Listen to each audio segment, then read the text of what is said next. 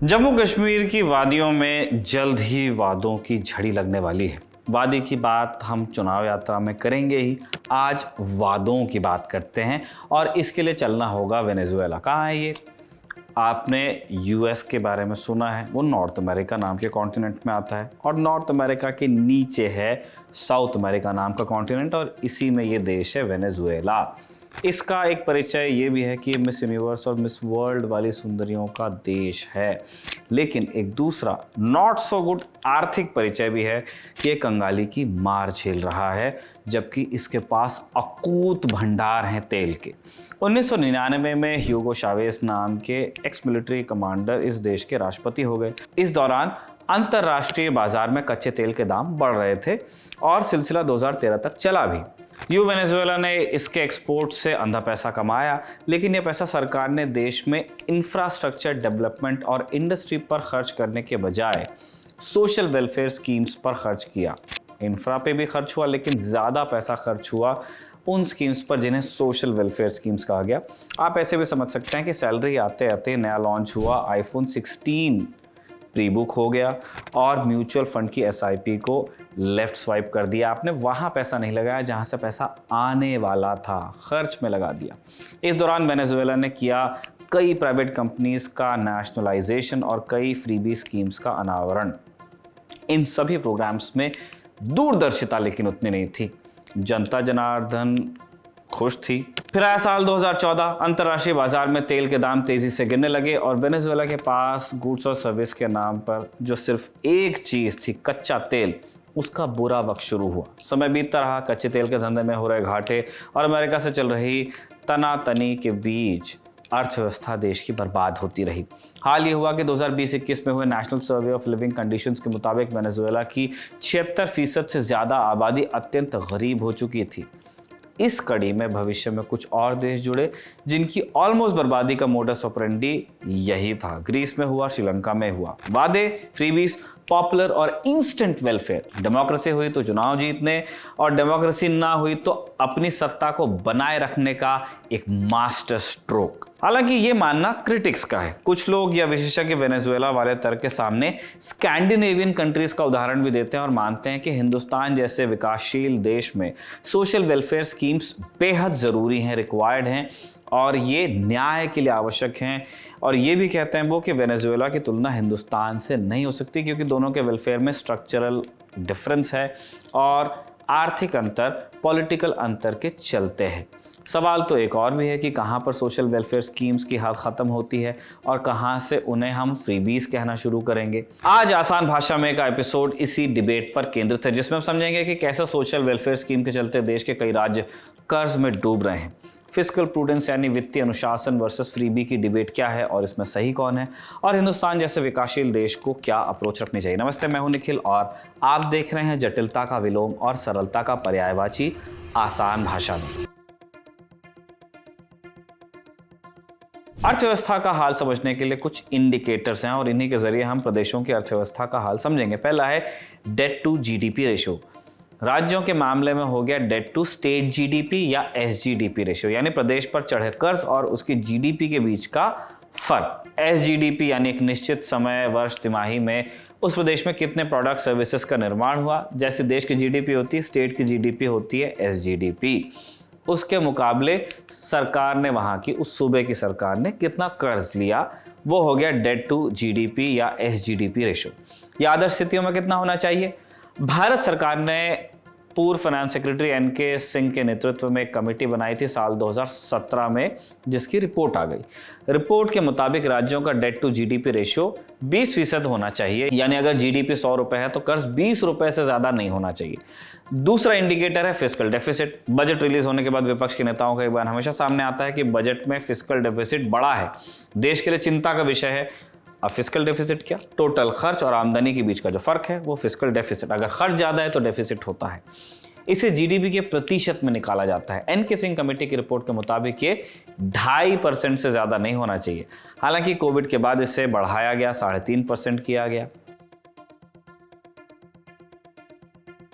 अब आप इन्हीं इंडिकेटर्स के आधार पर कुछ राज्यों का हाल समझिए। पहला राज्य हिमाचल प्रदेश। अनुमान है कि वित्त वर्ष 2024-25 में हिमाचल प्रदेश की जीडीपी 2,27,000 करोड़ रुपए रहेगी और सरकार पर कुल कर्ज है 96,000 करोड़। हिमाचल का डेट टू जीडीपी रेशियो हुआ 42.5%, यानी एनके सिंह कमेटी की निर्धारित लिमिट के 2 गुने से भी ज्यादा। फिस्कल डेफिसिट की हम बात कर लेते हैं। 2023-24 में हिमाचल प्रदेश का फिस्कल डेफिसिट 5.9% था और इस बार 2024-25 में इसके 4.7% होने का अनुमान है। अब सुनने में आंकड़ा बहुत छोटा लगता है फीसद में, पिछले साल से अब की तुलना करेंगे तो छोटा भी लगता है, लेकिन संख्या में कहेंगे तो ये बनता है 10,000 करोड़ रुपए से भी ज्यादा और अभी भी ये इंडिकेटर अपने थ्रेशोल्ड लिमिट से करीब 2 गुना है। इस वित्तीय संकट के पीछे सरकार का खर्च है, जिसमें सरकार की कल्याणकारी योजनाएं भी हैं, जिनमें को आलोचक फ्रीबीज भी कह सकते हैं। सरकार ने जो ओल्ड पेंशन स्कीम रिवाइव की गई है उसका भी नाम आलोचक इसके पीछे लेते हैं। हिमाचल के बाद मध्य प्रदेश आइए। इस साल अगस्त महीने में ही मध्य प्रदेश की सरकार ने 10,000 करोड़ रुपए का कर्ज लिया। पिछले वित्तीय वर्ष में यह कर्ज 76,230 करोड़ रुपए था और अनुमान है कि इस साल मध्य प्रदेश सरकार 94,000 करोड़ का कर्ज लेने वाली है। पीआरएस रिसर्च के मुताबिक साल 2024-25 में मध्य प्रदेश का डेट टू जीडीपी रेशियो 32% था। फिस्कल डेफिसिट का आंकड़ा 4.1% है। दोनों ही थ्रेशोल्ड से ज्यादा हैं। 94,000 करोड़ के कर्ज में आयरॉनिकली पिछले कर्ज के 29,000 करोड़ की किस्त का भुगतान भी शामिल है। तीसरा राज्य है पंजाब। पंजाब में 2022 में आम आदमी पार्टी की सरकार बनी। इनके बड़े वादों में शामिल था हर महिला को हर महीने 1,000 रुपए देना और 300 यूनिट फ्री बिजली देना। पंजाब सरकार की बैलेंस शीट पहले से गड़बड़ थी, आम आदमी पार्टी के आने से भी। सरकार के ऊपर 2023-24 में लगभग 3,50,000 करोड़ रुपए का कर्ज था, जो जीडीपी का लगभग 44% था।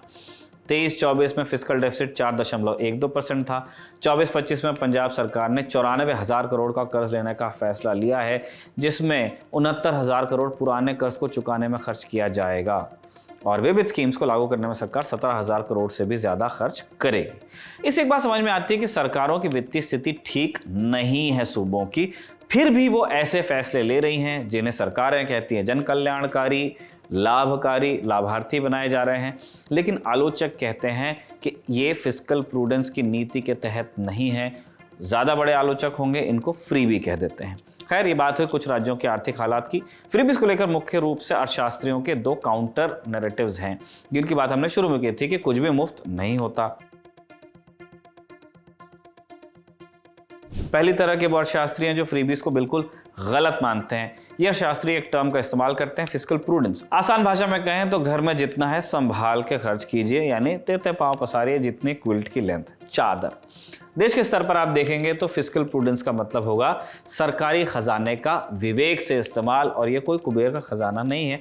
इसलिए बहुत जरूरी है सरकार एक पैसे को सोच समझकर खर्च करे, एक एक पैसा, ताकि लोग पर टैक्स का बोझ कम पड़े और पैसे का वहां इस्तेमाल हो जहां उसकी जरूरत है।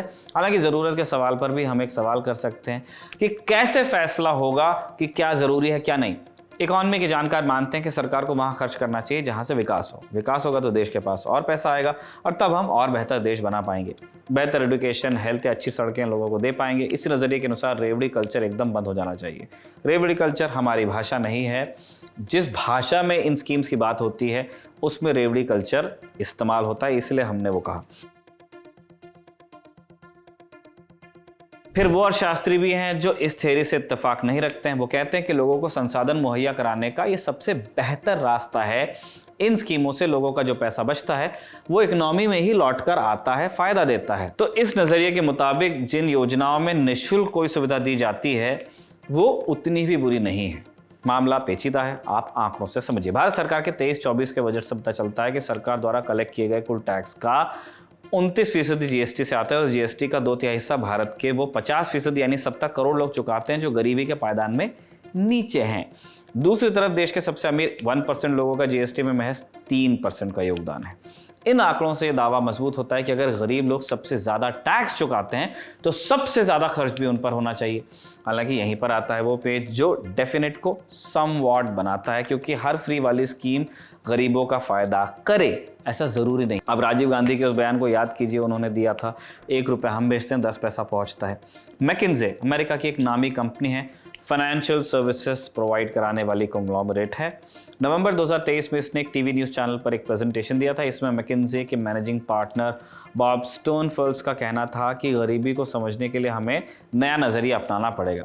अभी तक हम गरीबी को नापने के लिए गरीबी रेखा का इस्तेमाल करते आए हैं, लेकिन अब हमें इसकी जगह एम्पावरमेंट लाइन इस्तेमाल करनी चाहिए। गरीबी रेखा हमें बताती है कि इंसान की कमाई कितनी हो कि वो मूलभूत सुविधाएं हासिल करे, जैसे रोटी, कपड़ा, मकान, हेल्थ केयर। वर्ल्ड बैंक के अनुसार अगर कोई व्यक्ति एक दिन में लगभग 170 रुपए कमा लेता है तो गरीबी रेखा के ऊपर है। Weird logic. दूसरी तरफ एम्पावरमेंट लाइन हमें बताती है कि कितनी आय पर व्यक्ति अच्छी सुविधाओं वाली जिंदगी जी सकता है। मैकिन्से ने एम्पावरमेंट के 5 पैरामीटर्स प्रपोज किए। एक्सेस और स्किल। एक्सेस यानी भारत के प्रोडक्शन को विदेशी बाजारों में पहुंचाना। वहीं स्किल डेवलपमेंट का मतलब लोगों को काबिल बनाना। अफोर्डेबल हाउसिंग एक और पैरामीटर है। इसके लिए प्रधानमंत्री आवास योजना चल रही है। हेल्थ केयर फॉर ऑल यानी सबके लिए अस्पताल, हेल्थ बीमा वगैरह। भारत में हेल्थ बीमा के लिए केंद्र और राज्य सरकारों की कई स्कीम्स हैं, लेकिन इंफ्रास्ट्रक्चर का विकास जैसे कि अच्छे अस्पताल वगैरह अभी बनने में है। चौथा पैरामीटर है पोषण और 5वां एडुकेशन। शिक्षा का अधिकार जैसे कानून भारत में काफ़ी समय से लागू है, लेकिन सरकारी स्कूलों में टीचरों की कमी और इंफ्रास्ट्रक्चर की कमी एक बड़ी समस्या है।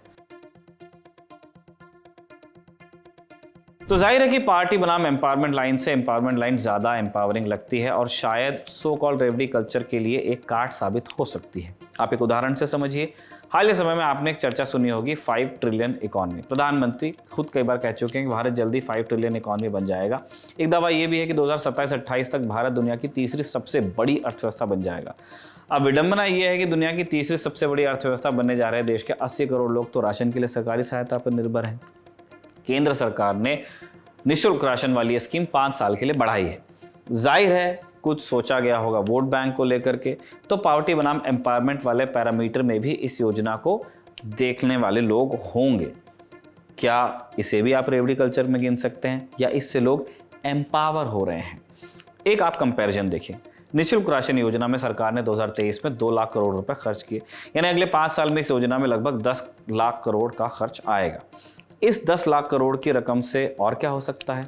571 IITs बन सकते हैं, 400 से ज़्यादा एम्स बन सकते हैं, 8500 से ज़्यादा वंदे भारत ट्रेन्स चलाई जा सकती हैं, या फिर मुंबई दिल्ली एक्सप्रेसवे जैसे 10 एक्सप्रेसवे और बन सकते हैं। अब आप कहेंगे कि एक तरफ गरीब भूख से मरे और आप यहाँ IIT IIM की बात कर रहे हैं, तो ये वही बात होगी कि घर में बच्चा भूखा है तो उसे दूध देने की जगह आप कह रहे हैं कि कोचिंग में डालिए। मगर कहावत तो दूसरी भी है कि किसी भूखे को रोज़ मछली देने से बेहतर है उससे मछली पकड़ना सिखाया जाए। एम्पावरमेंट का कॉन्सेप्ट कुछ इसी लाइन की तरफ जाता है।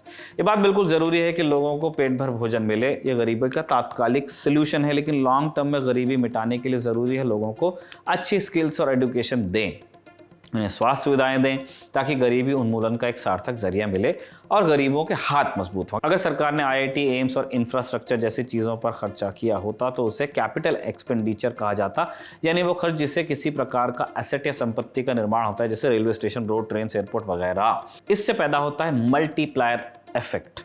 कई बार हमने बताया है, शॉर्ट में फिर बताते हैं कि सरकार एक हाईवे बनाने में 1000 करोड़ खर्च करती है। अब इसमें जो पैसा इंजीनियर्स की सैलरी में गया है वो उस सैलरी से वॉशिंग मशीन ले लेंगे, वॉशिंग मशीन की कंपनी को फ़ायदा हो जाएगा। इस तरह से मल्टीप्लायर इफेक्ट काम करता है। तो मल्टीप्लायर इफेक्ट से सरकारी खजाने को भी फायदा होता है, टैक्स जनरेट होते हैं।